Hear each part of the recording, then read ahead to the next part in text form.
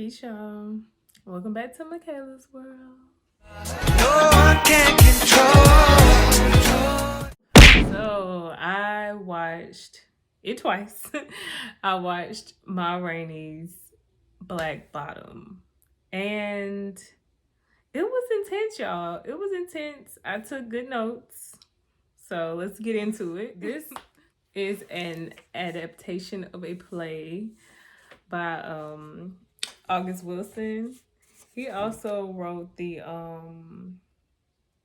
play Fences, and everything started to make. Thankfully, Netflix thought enough to have the movie, and then also have like a 30-minute segment to kind of give you some background about the movie, the history, the time period.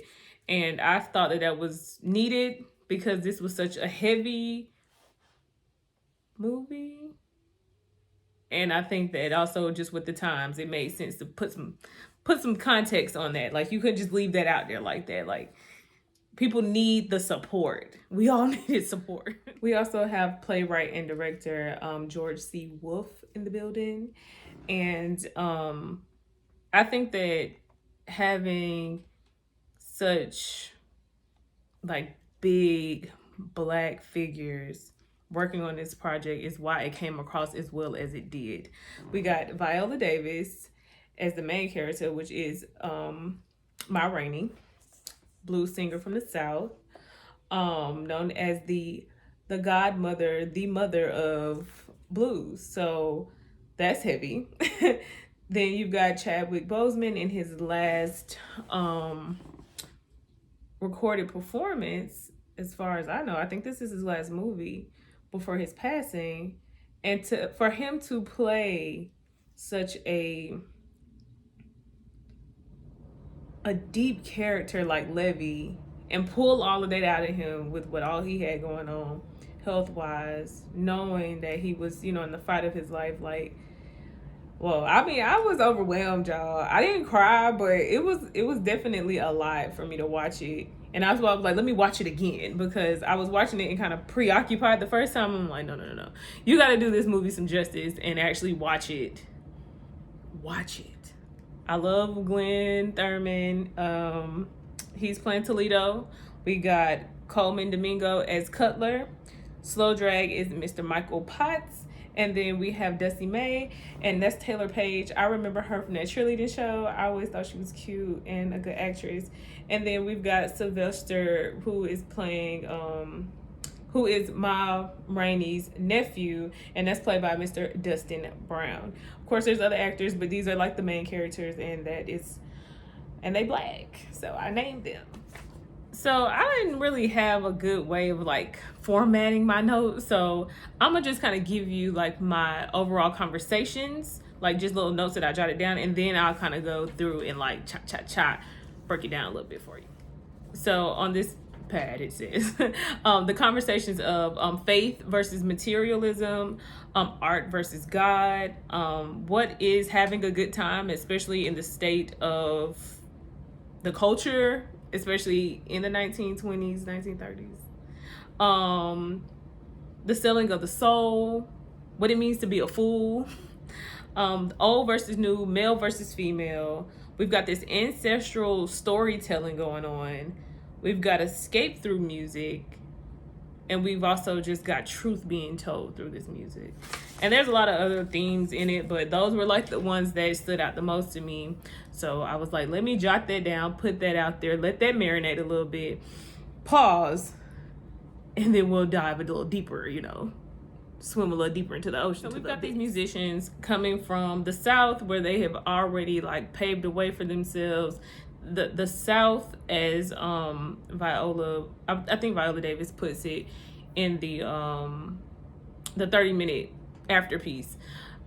This, like, Ma Rainey and her band had already like cultivated a following, and they had a way of doing things, and it was different from these negotiations that they're gonna have to go through in the North. And I think that the movie really showed that, because it's like every turn from when Ma actually gets to this recording studio in this one day she's negotiating. She's got to put her foot down, otherwise somebody is going to try to take advantage of her, and that is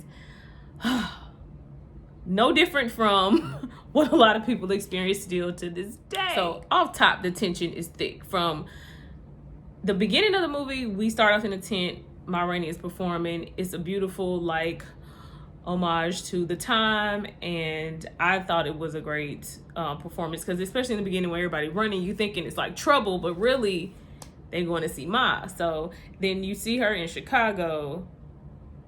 Well, you see her come to Chicago late. Her band in Chicago waiting on her to get there so they can record this music, right?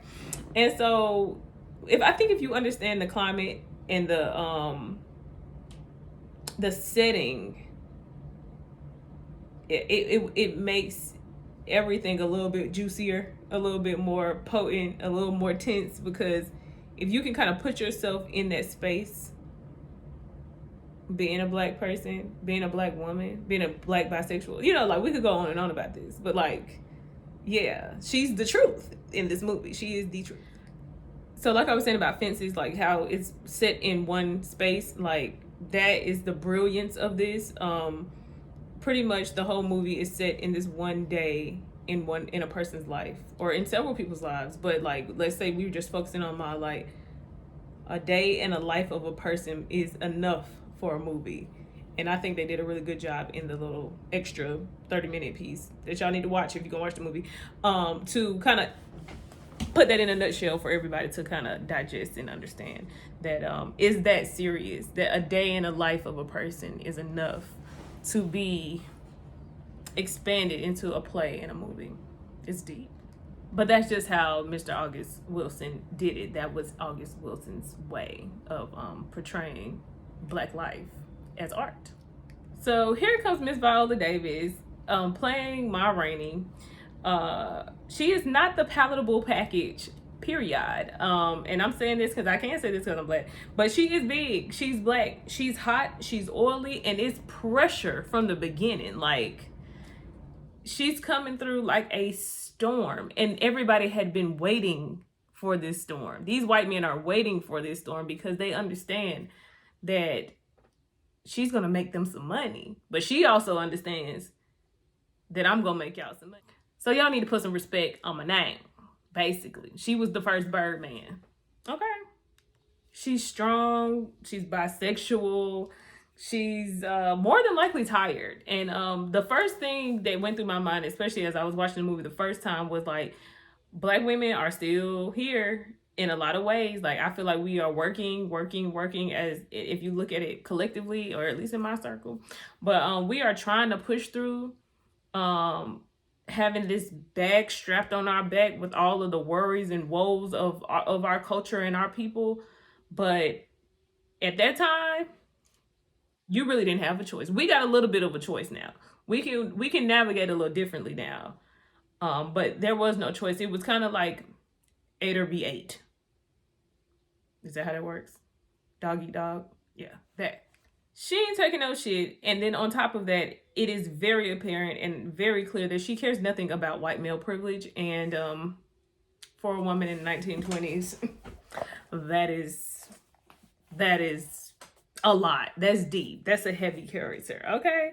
So the times are changing. There is a more palatable character on the scene. I mean, she's not depicted in the movie, but a real blues singer named Betsy Smith. So she's feeling like the pressure of her career having to change, times changing, and knowing that she's a commodity, and knowing that these people are just gonna try to suck her for whatever.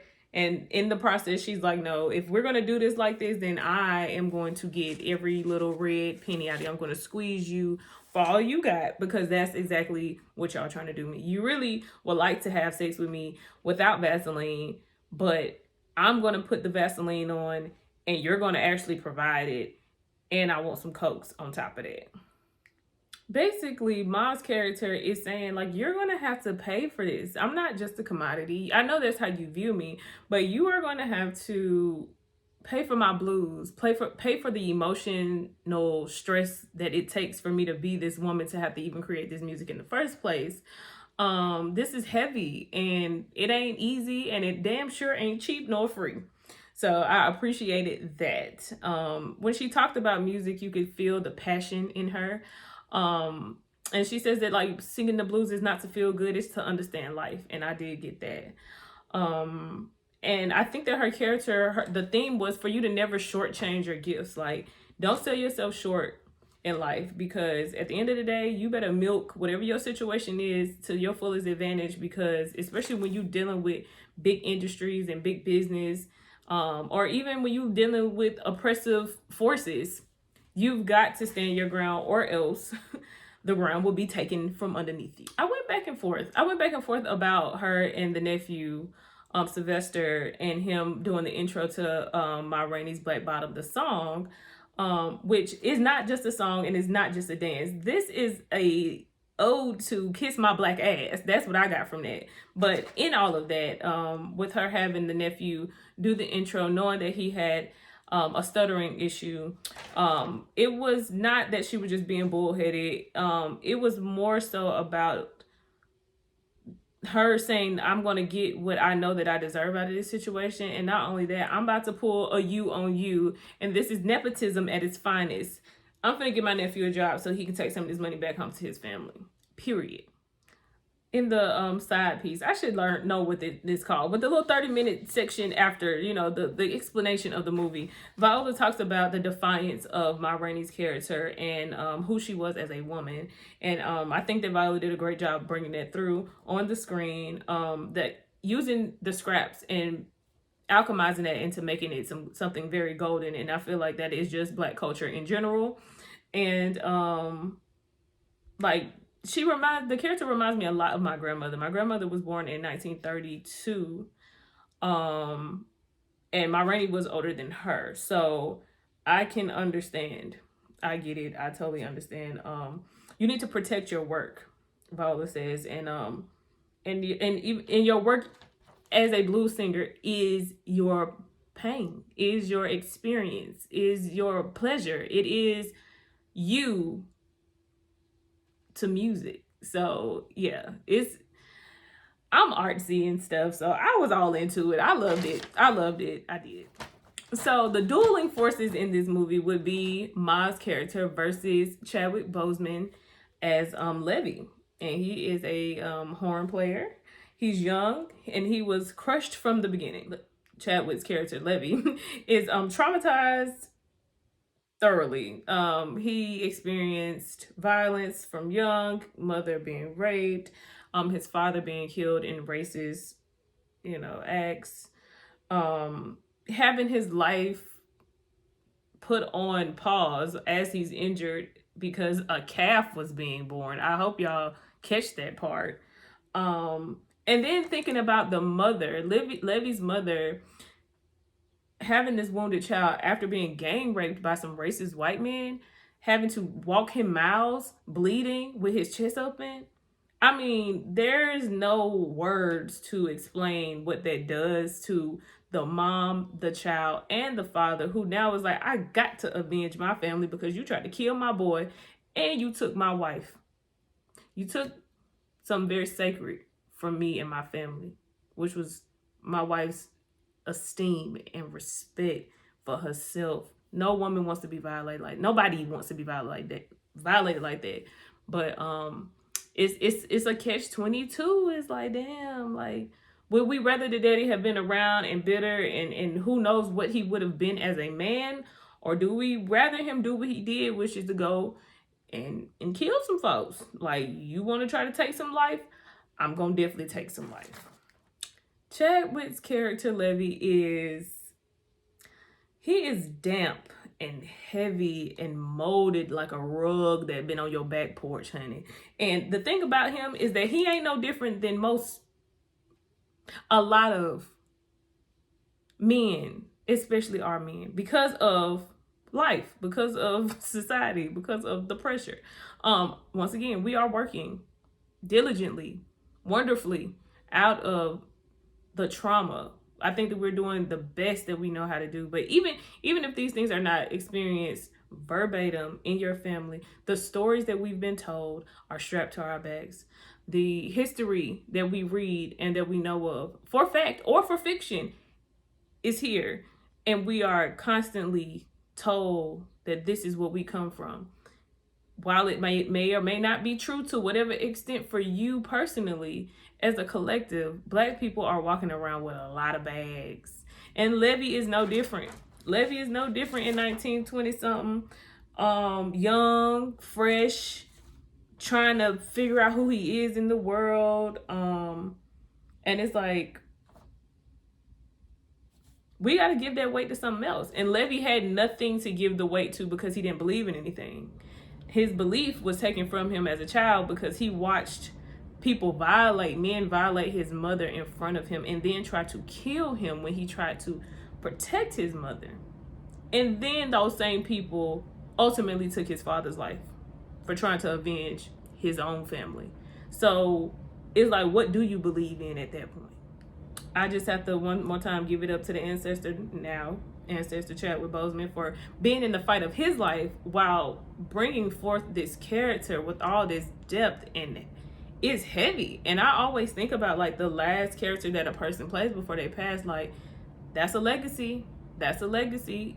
Whether for good or bad, I don't know. But it's deeper than rap, because you have to become these characters. Like, you put yourself to the side and live in that. And for him to be able to do that, fighting for his life through cancer and chemotherapy and all of whatever else he had to do to make it through, Chadwick, his character is not in competition really with anyone. He's in competition with himself and whatever created him. Why is he here? So we have this conversation now about luck versus bones. The luck is where Toledo comes in, and I would say even let's throw faith in that category. So Toledo and what's the man? Cutler, y'all. Toledo and Cutler. So luck versus bones. We got the luck and the faith. These are the older men. They've lived more life. They have this groundedness about them. And they're speaking of gratitude for being alive and being able to entertain and just, let's just do this and move on. And we got the bones. And that's how Levy is looking at it, like, this is scraps. This isn't much. Like, we just in a band. We ain't doing much. This ain't even our band. Like, we don't have any say-so in our artistic direction. And it's pressure. It's a lot to be a man and have all these ideas and thoughts and want it to come out. And then on top of that, you looking at my big ass. Like, you got this big woman telling you what it is and ain't gonna be at all times. And you're a young man trying to be as big as Ma. Yeah, man. I'm telling you, these themes are real. They're here. This is life. Life imitating art, or art imitating life. You tell me. Another question that came up, it's an undeniable question, which is, has religion failed the Black man? When Levy is screaming to the gods, saying, like, y'all need to tell me what God Cutler served, because Cutler God let bad things happen to me all my life. And as a matter of fact, Jesus hates all our black asses. It would be a fair assessment from his experience if he never felt like he got a break. So that's something for us to talk about in the comments. We won't go there deep. Something that I would be remiss to not say anything a damn about is Levy the whole time trying to go through this door in the studio. Like, down when they were rehearsing it, he's trying to get through this door. He want to get out. And so once he is fired at his wit's end, he breaks through the door only to find that he's boxed in by brick walls, which is very, very, very, very accurate. It is life that it happens like that. And especially for a Black man in those times, especially maybe even in these times. The whole movie really is just a reflection of all time in this country, unfortunately.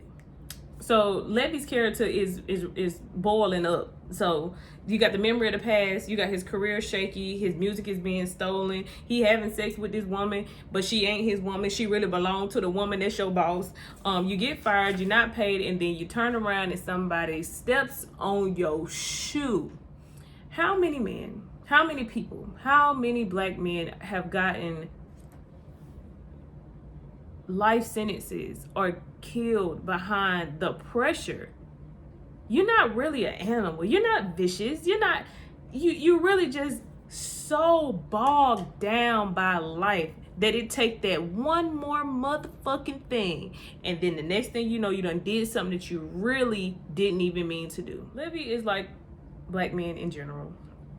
He's longing for agency. He wants to be what he knows that he's supposed to be, and society has just kind of like been like, bro, yeah, it doesn't really work like that. You know, it can work, but in those times, it's just tremendous pressure. I know I keep saying pressure, but it's just pressure, dog. That's all I felt the whole movie, pressure. And not only that, he's young and he wants it to happen quickly. So, we'll wrap Levy up by saying this. Levy's character is that black man that white America is afraid of. But white America usually doesn't really have to deal with Levy. Levy stay in the hood, and Levy wreak havoc on folks that look like Levy. Hence, Toledo dying by his hands. So, let's talk about Toledo. So when I was writing my notes, we're gonna call this Toledo Stew. When he's at the piano, we're looking at Glenn Thurman, older male, well-read. He's the piano player in the band. And he talks about these tribes, basically. These different parts of the stew. You got the peas, carrots, tomatoes, potatoes, whatever. So he's talking about us. He's talking about the people. He's talking about his people.